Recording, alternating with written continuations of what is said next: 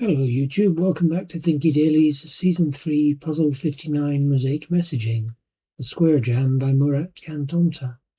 And as you'll probably see from the total lack of lip sync, I forgot to check the microphone was working, so I didn't record any sound on this, and I'll try and give some kind of commentary. So, we have a square jam, and divide the grid into squares without forming four-way junctions or borders. Numbers must be part of squares with matching side length.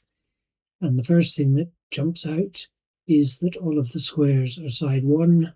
So begin by filling in the squares of side 1.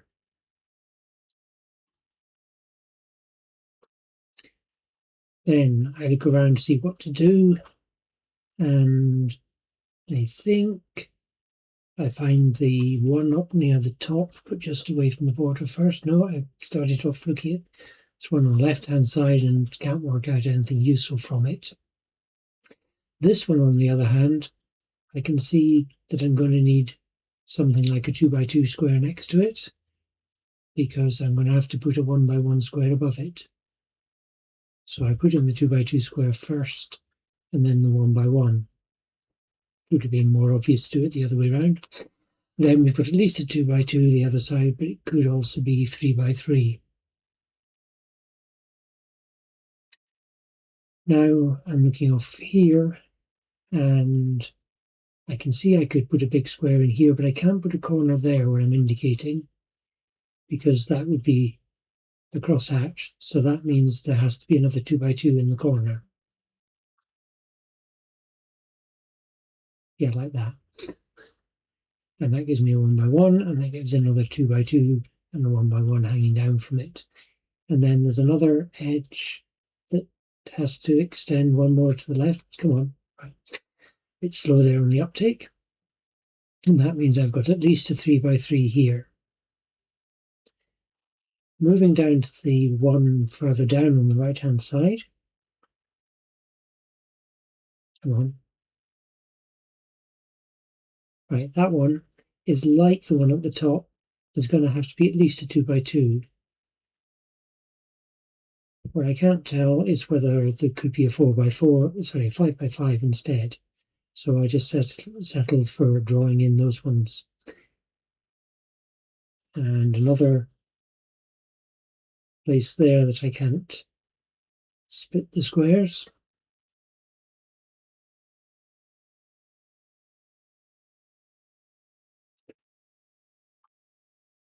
Now, I have a look over here.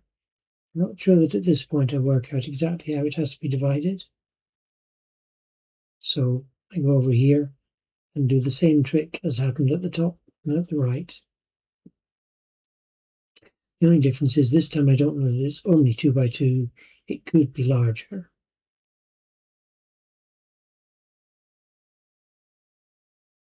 Now up here, I think I decided that I couldn't put a 4x4 because there's not enough width. And if I put individual single cells in the top left-hand corner, then I'd be forced to have a 3x3 or a 4x4. The 4x4 won't fit, and the 3x3 would end up with a nasty corner. So I put in two 2x2s, and then decide something's gone a bit horribly wrong here, because I've marked things such as I'm going to need a 3x3 there, and there isn't room for it. So I realise I've made a mistake. Back out of that, and go back to the obvious thing, which is the 3x3 was correct, and I just can't. Oh, I remembered the other 1x1. Can't determine the size underneath that one or the size of this one. Fill in some more 1x1s. And I decide I can't put another 1x1 in there, so I have to make that a 3x3. This one has to extend down, So that means that also has to be 3 by 3. Now we have a problem that we can't make a 5 by 5 of. Oh, no, I've got another one here to work out.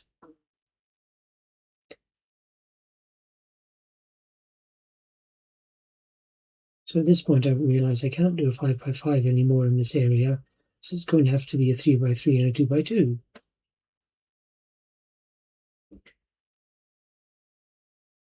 And that gives me some 1s.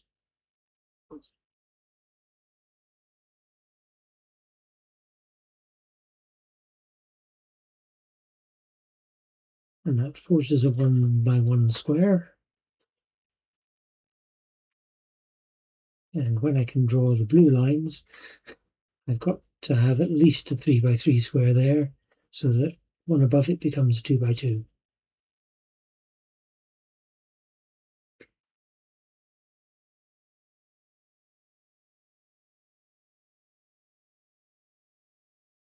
Now a 4 by 4 would be meeting a 2 by 2 on a corner, so that can't work.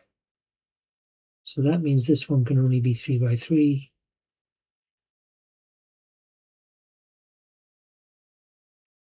When I finish the explanation of that, I should draw in. Okay, that wasn't the important bit. I need to draw in the 3 by 3 down near the bottom of the grid.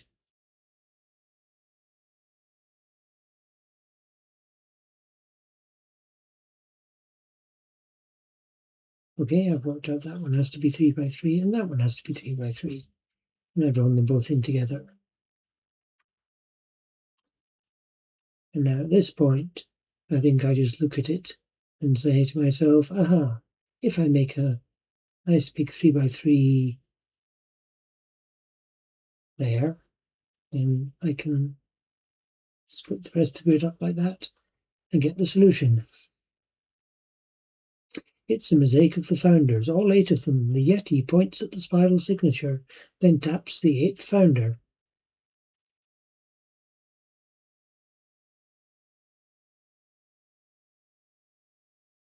Right? Now at this point I decide to go off and have a look and see if there's anything I missed in the hints. So in this puzzle, it's going to be important to draw the blue lines. Start by putting each of the 1 clues in a 1 by 1 region, which of course I did. It's sometimes helpful to reframe the tatami rule as 2 regions cannot touch only at a point. That was useful towards the end, where what could have been a 4 by 4 would have ended up touching a 2 by 2. The most useful 1 by 1 regions are the ones that are 1 cell away from the edge of a grid, and I did indeed eventually work out that was the place to start, although it took me a while to realise that the 1 by 1 right down in the bottom left is one of those regions as well. Yeah, and having put in the extra 1 by 1 next to each of those, I get a larger square on the side.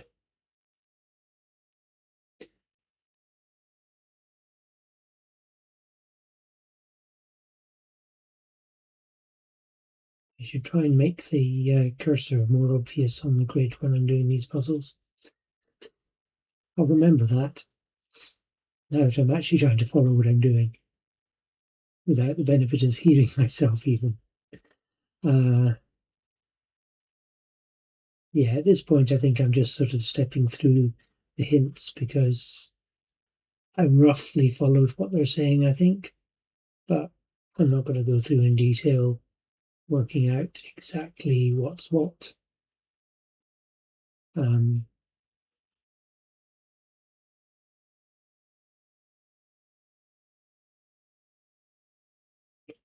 At this point I jump down to have a look at the end, and it's think again about not letting the regions touch only at a point, which is something I haven't really considered as being particularly rule before, but I definitely remember that one in future. Okay.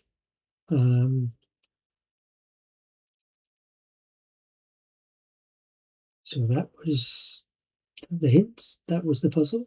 Thank you very much for watching, and I'll be back again tomorrow.